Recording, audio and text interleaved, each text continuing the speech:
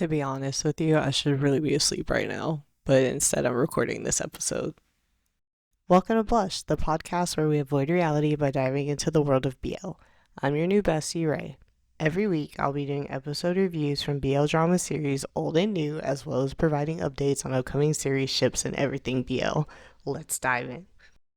I am back with another episode. If you are new around here, welcome. If you've been here from the beginning, you know the drill.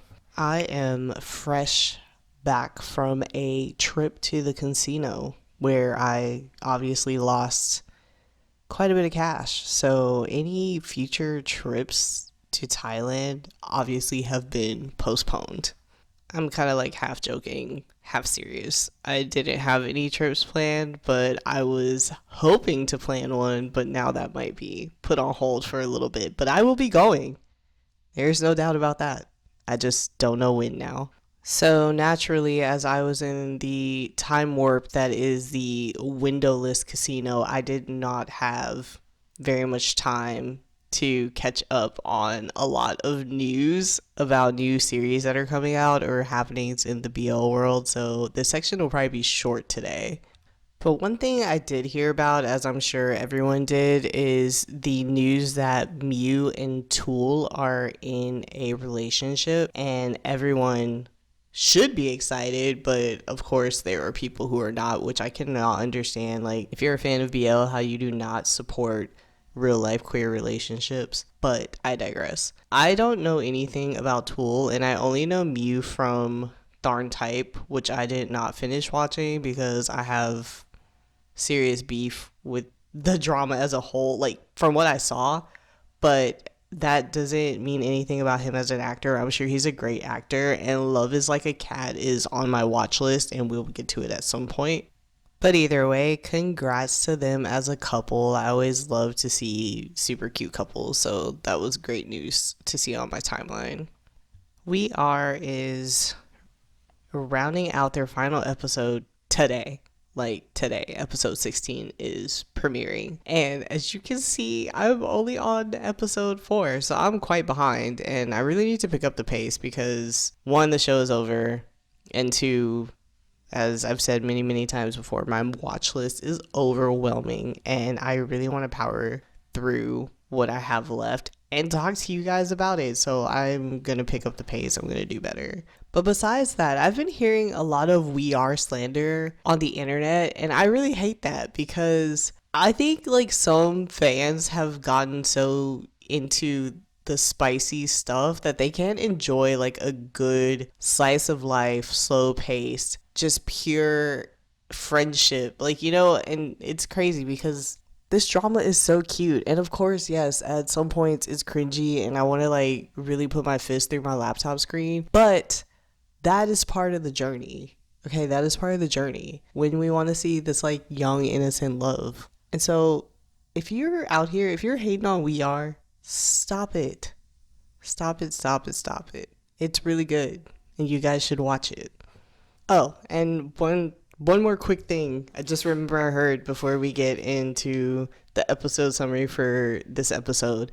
My stand-in allegedly is having a season 2. I saw something show up on my Twitter account, which I just realized like for the past few episodes I've been saying Twitter. It's called X, but obviously you can tell that I'm old because I still call it Twitter. Anyhow, I saw something briefly on my Twitter account about a season 2. I'm going to look into that some more, but if that's true, that's really exciting. I haven't watched my standing yet. I've heard so much about it, so my expectations are really high. So it's really good news to hear that there's potentially going to be a season 2. So I'm really excited for that, even though I haven't seen the drama yet.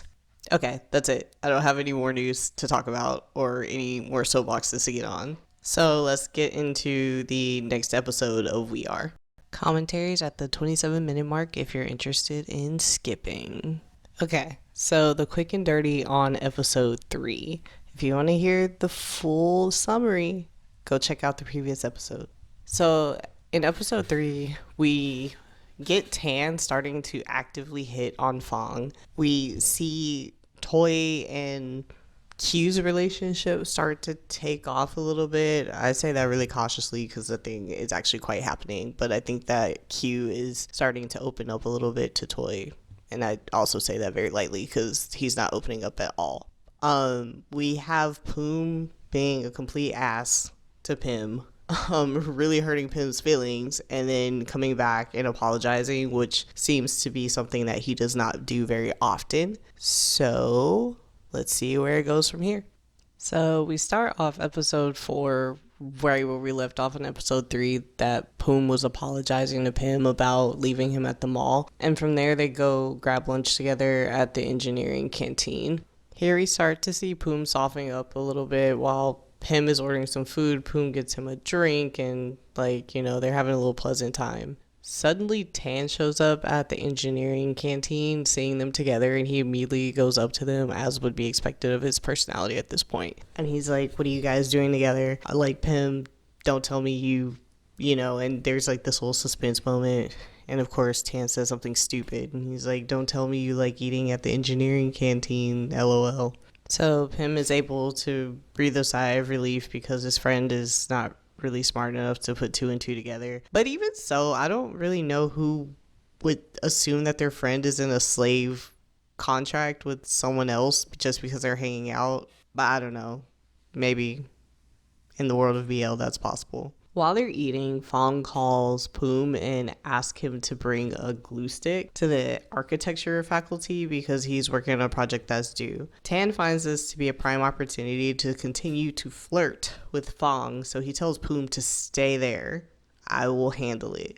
So we skip over to the architecture facility, like on the first floor, where Tan hands the glue stick to Fong, and Fong just assumes it's Poom because he just takes it without looking up.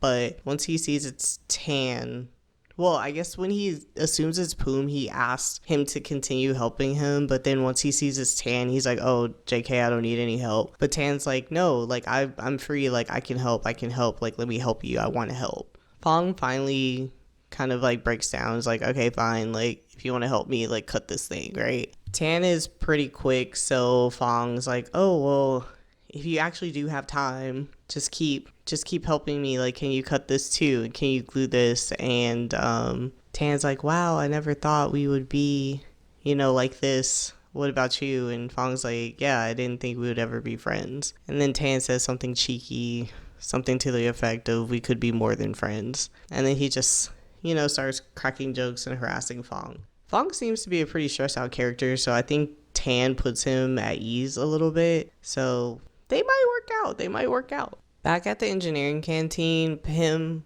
Poom. Oh my god, bro. Their names are so hard because they both start with a P. Anyway, Poom offers to give Pim a ride back to his faculty. So he tells him to sit down and enjoy his food until he finishes. While that is happening, over at the fine arts faculty, Q is working on a painting in the stairwell. They have an art studio space, but I mean, I guess I understand the change of scenery because there are times when I like to go to a coffee shop when I'm tired of my home office, so whatever. Toy comes and starts harassing Q in the stairwells, like just being annoying. He starts skateboarding and making noise, and Q's like, Toy, like, you're really getting on my last damn nerve, bro. Get away. And he chases him out of the building, and as this is happening, Poom pulls up with Pim in the car, and Pim gets out of the car, and Toy hides behind Pim, like, Pim, please save me, like, save me from Q. So Pim is like, Q, what are you doing to Toy? And Q's like, he got on my nerve first. Like, I wouldn't be bothering him if he wasn't bothering me. At this time, Poom gets out of the car. We find out that Toy and Poom actually know each other. That Toy was supposed to study abroad, but he didn't, and Poom was not aware. So it turns out they went to the same high school together, so they know each other pretty well. Toy is the number one Poom Pim shipper, and this is the first time we get to see that. He's like, I saw you guys together. I saw P Poom's car drop you off the other day. So, Pim, are you guys in a relationship? Pim's like, absolutely not. We're not in a relationship. And Toy's like, well, I mean, if you guys are riding together, he's dropping you off and stuff. If you're not dating, then what are y'all doing? Pim starts to get angry and Toy catches on, so he quickly changes the subject by saying that he wants to go skateboard in the park. Poom says, the park in front of the university, I'm heading that way, so I'll just give you guys a ride.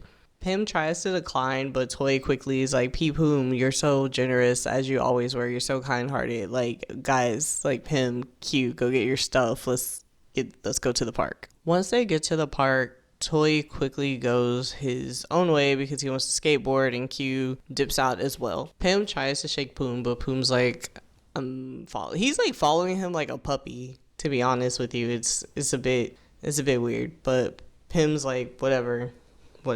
So as Pim is painting, Poom is sitting there watching him paint, and Pim's like, why won't you leave? And he's like, I'm really sorry about leaving you the other day. Like, I just didn't think you would wait for me at the mall. And Pim's like, well, you can learn a thing or two about waiting, and he just dips. At this point, we jump back over to Q and Toy, and Toy says he's tired of skateboarding, so he sits down where Q is drawing, and they chat a little bit, and Q asks if it's overwhelming being his mentee since people are always saying how talented he is, and Toy says that he never compares himself to Q. You know, he doesn't feel burdened being his mentee. So they have a little H to H moment, and Q says there are things that he's not good at, and Toy says, like, what? And he says skateboarding. So they have a little bit of a montage where Toy tries to teach Q how to skateboard. So I guess that's cute, and some more relationship development. Honestly, I think it's a little cheesy, but that's just me.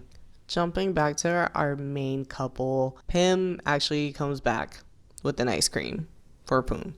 And he's like, I didn't think you would still be sitting here. Weren't you worried I wasn't coming back? And Poom's like, you left all of your stuff. I knew you were coming back. To which Pim responds, you left all of your stuff with me at the mall. Poom's like, do you want it? If that eases your anger, I'll give it all to you. And that was really cute. I think it touched Pim's heart because he just looked at him very shocked. I mean, honestly, it'd probably get me because there was a lot of designer stuff that he left with him, but that's just me though.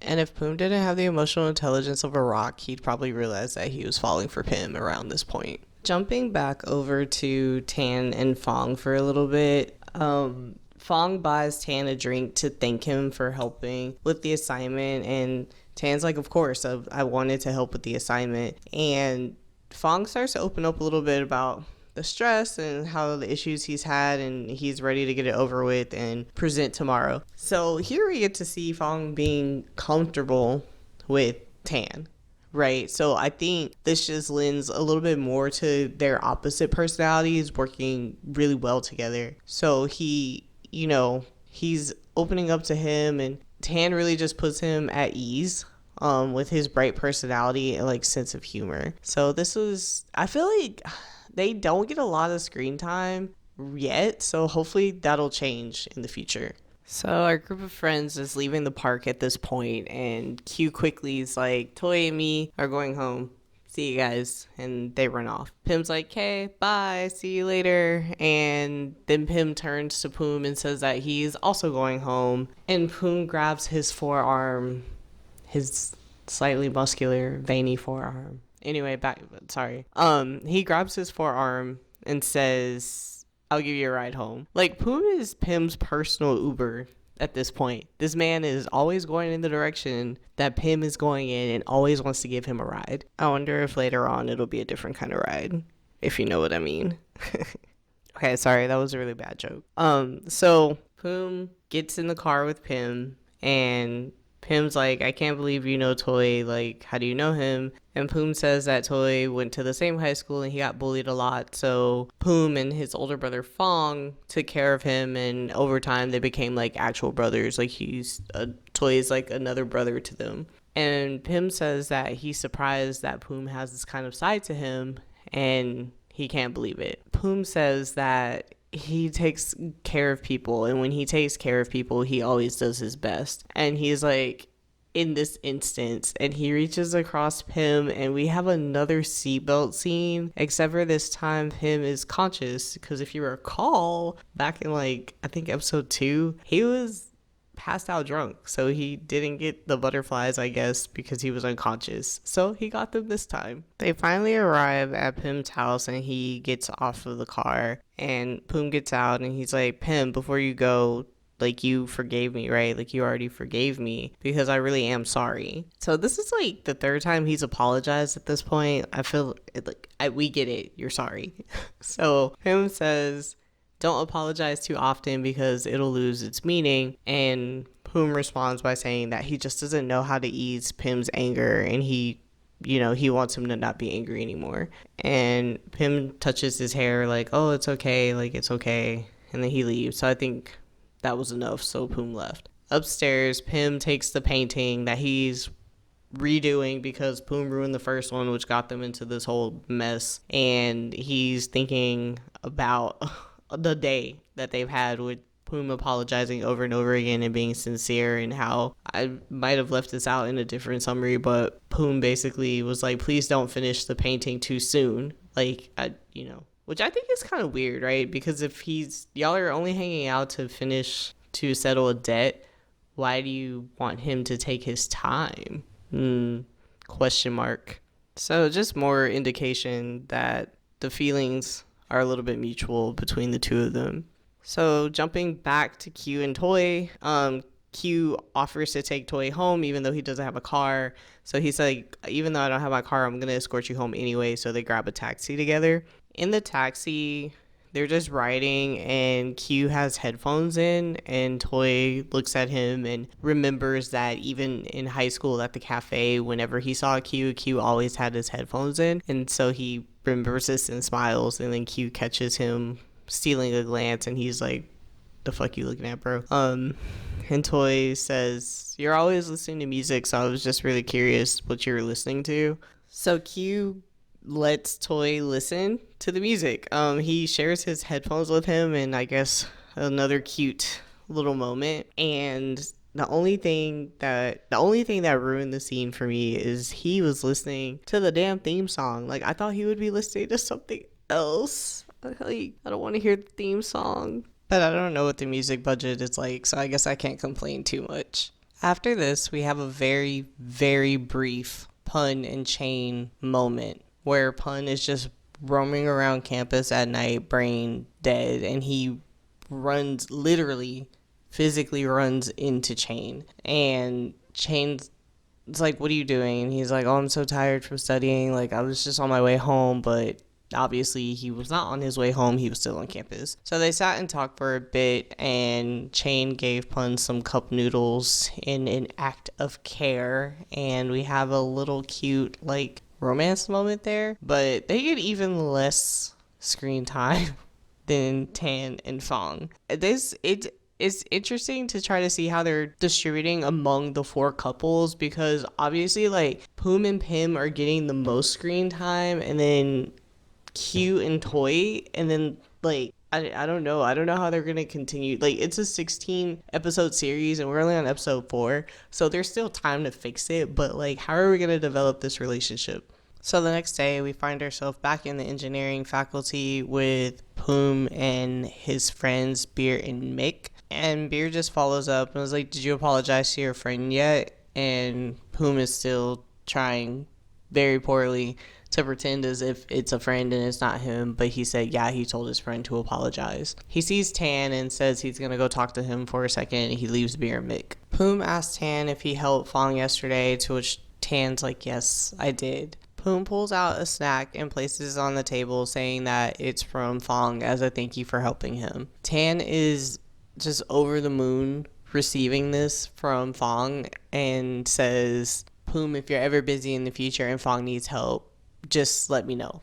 Even if you're not busy, just let me know. Let me know when he needs help, and I will go help him. I will always make time to help him. Pum's like, yeah, whatever, I'm gonna go get lunch. And he invites Tan, but Tan's like, no, I don't want to get lunch. I'm gonna enjoy the snack that Fong gave me. Pum rolls his eyes and walks off. Tan is so excited that he immediately is like, I have to call my best friend to celebrate. So he calls Pim, asking if his aunt is at home, and Pim's like, no, she's went to a seminar, what's up? So Tan pretty much invites himself to come drink at Pim's house because he's in a good mood and he wants to celebrate. So he tells Pim to invite Q, and he's going to call everyone, and they're all going to hang out. So Q is sleeping on the floor in the art studio, but of course wakes up as soon as the phone rings. So Pim is like, Tan wants to celebrate. Do you want to come? And Q's like, yeah, I'll go. And so as they're leaving the faculty to go home, they run into Toy, and Toy is asking for Pim to buy him some food, but Pim's like, hey, we're heading home, so I can't really buy you food. And where's Matt, who's Toy's best friend, if you don't remember? And Toy's like, Matt already went home, so he's there by himself. So they end up inviting him to the drinking party. Tan also calls Chain and invites Chain and says he's gonna call Pun, but Chain's like, no, don't call Pun, like, I'll ask him. And it turns out, because Pun is right there, he's sleeping outside, and I guess Chain didn't want him to be disturbed, so to speak, but he ended up waking him up anyway. And so there's that. When they all get to the party, they're like, all right, Tan, we're all here, what's the big deal, what's going on? And Tan announces that he has a crush on someone and he's pursuing it, and he's not going to tell them who that person is until they start dating. Literally everybody groans and rolls their eyes. They're like, Tan, you do this all the time. You're such a playboy. You always say this, and you end up breaking up 2 months later. Like, we're tired. We're tired of hearing it. And Tan's like, oh, y'all are supposed to be my friends. Like, don't do me like that. Like, be supportive, right? So Pim's like, all right, I take one for the team. We're going to celebrate the end of Tan's Playboy days. And of course, they start doing what? Drinking. Again, they are a group of alcoholics, literally. And so they just drink until they're all drunk. They're all sprawled across like Pim's aunt's living room. And they're like, the phrase bottoms up is forbidden in our friend group from now on. I feel like we've all been there at that point. Like, we've probably all had a night like that, and we know it's a lie. Like, you say you're never going to do it again, and then you immediately do it again. As everyone is drunkenly settling into their sleeping place on the floor, Toy shows up last, of course, with a pillow and blanket, and he's like, oh, where can I sleep? And Pim's like, oh, you can come sleep next to me on the couch. And Q almost immediately responds and says, it's not safe over there, you can come sleep next to me. And he like makes just a space big enough between the couch and him for Toy to fit. So more possessiveness on Q's part around Toy getting close to other people. So we wake up the next day like a normal student and just pretend that we were not shit-faced the night before. And we start out with Pim in the professor's office getting feedback on his artwork. If you recall, he was lost with the concept, and he was questioning his ability, and he had like art block, right? And so he got good feedback from the professor on his art. When he leaves the professor's office, Q is waiting in line to receive his feedback, and Q tells Pim to go ahead because it's probably going to take a long time. And Pim's like, I can wait. And Q's like, you're good at waiting, aren't you?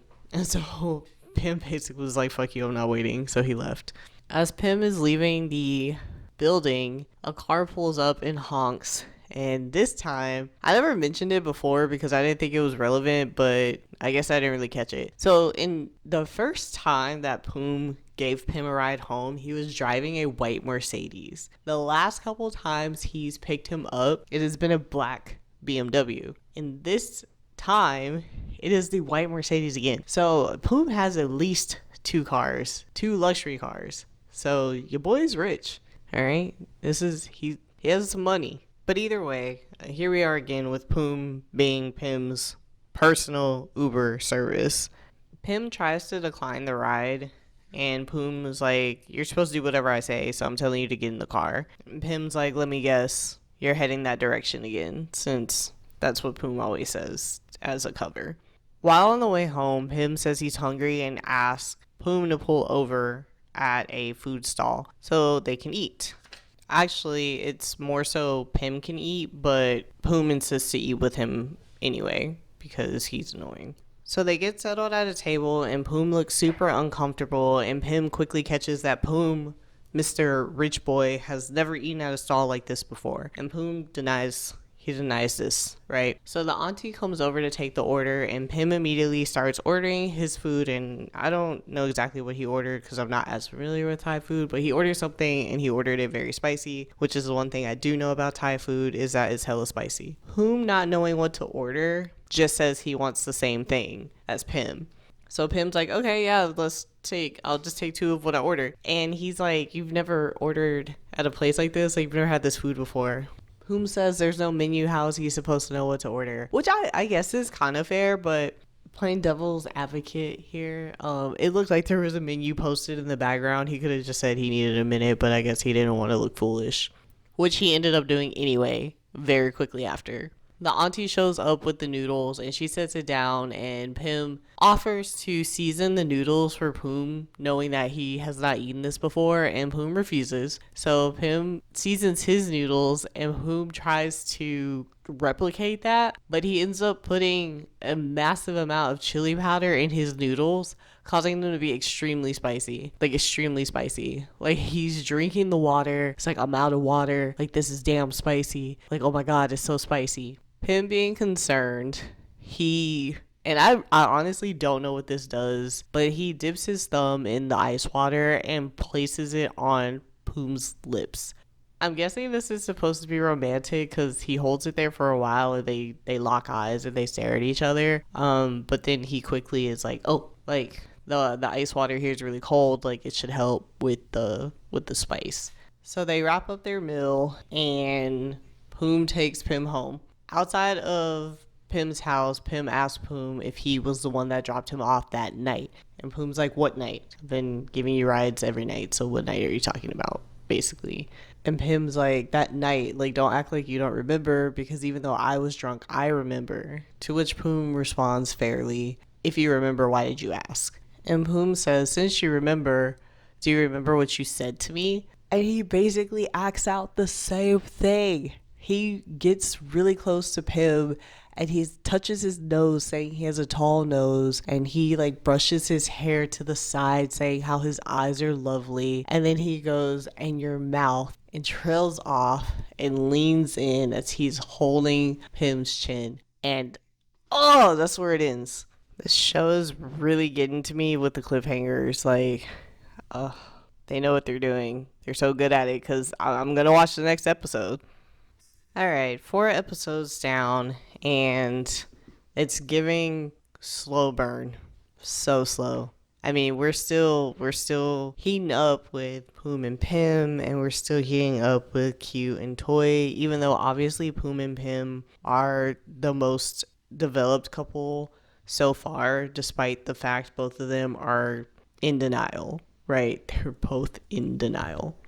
Like, I think from the minute that Poom starts following Pim around, like, everywhere, it should be pretty clear to everybody, including Poom, that he has some types of feelings for Pim, but he has not acknowledged that whatsoever. Also, Pim thinking about not finishing the painting when, if you see it, like, if you go watch the show and you see the painting, it is practically done when Poom comes to apologize. It is like practically done. Okay. That should also be like an indicator that he wants to keep spending time with him and he's using the slave agreement as an excuse. But the cliffhanger with like them almost kissing, like they're just causing me so much stress.